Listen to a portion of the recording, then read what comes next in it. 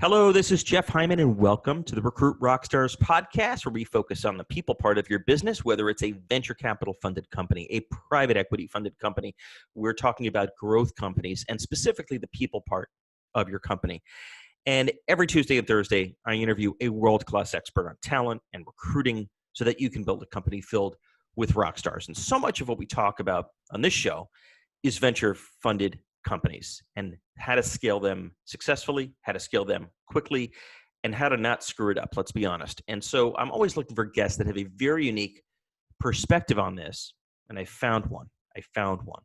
Lisa Mikkelsen is the head of global human capital at Flourish Ventures. I'm going to tell you briefly about her because she's been on both sides. She's been in your seats.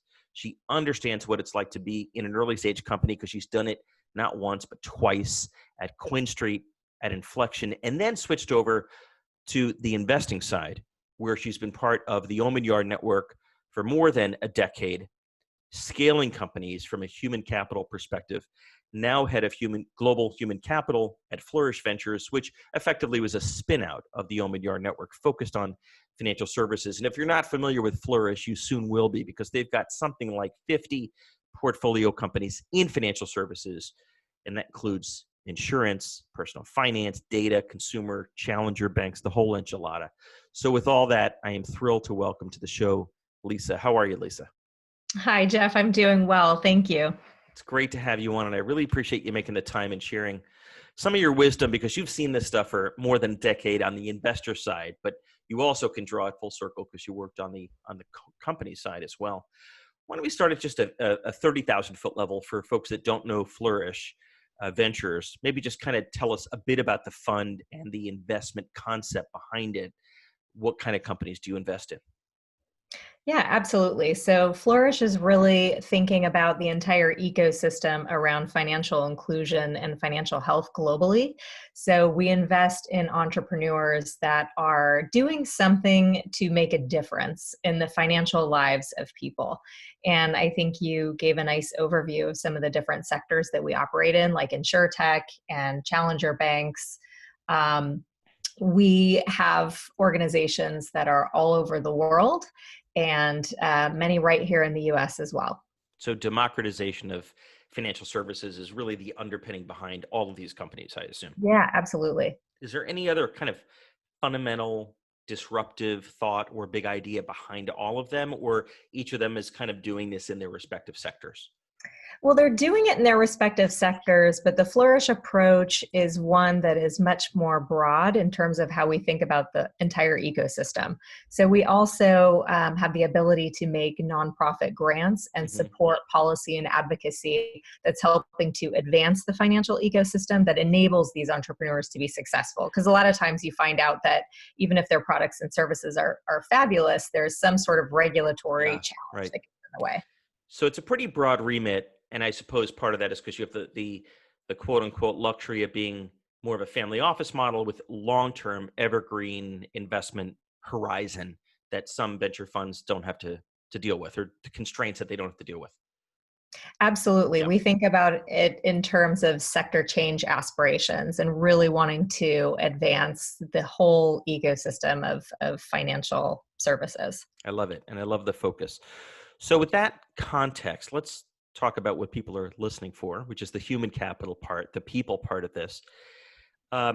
You've seen so many movies over and over and over at these portfolio companies, at your own companies that you've worked in. I'm sure you could write a book.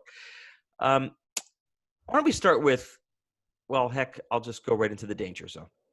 What are some of the big mistakes that you see early stage leaders make? You don't have to name names.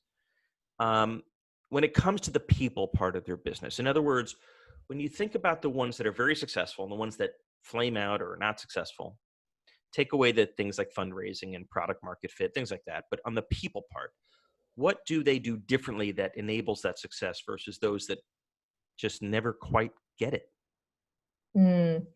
Yeah, so I think there's a couple of things that I would say. And first, it's worth mentioning that, a lot of times early stage companies, they're unknown. They're not these big names in the marketplace that are going to attract Yeah. talent. Yeah. So they actually have to make a much greater effort to develop their employer brand and who they are and speak to the right audience.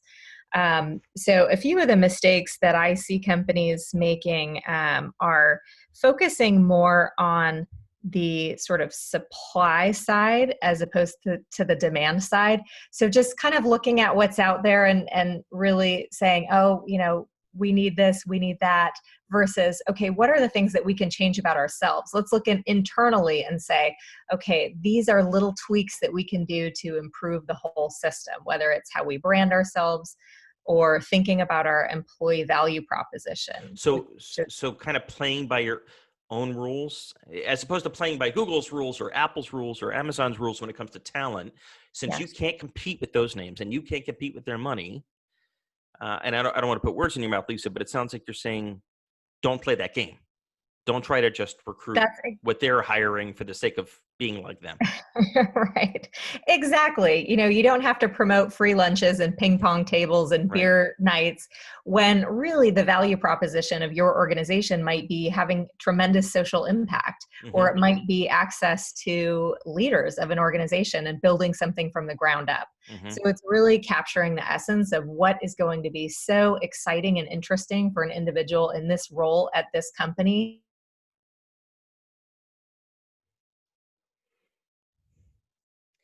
And have you found, hey, Lisa, are you there? Lisa? Lisa?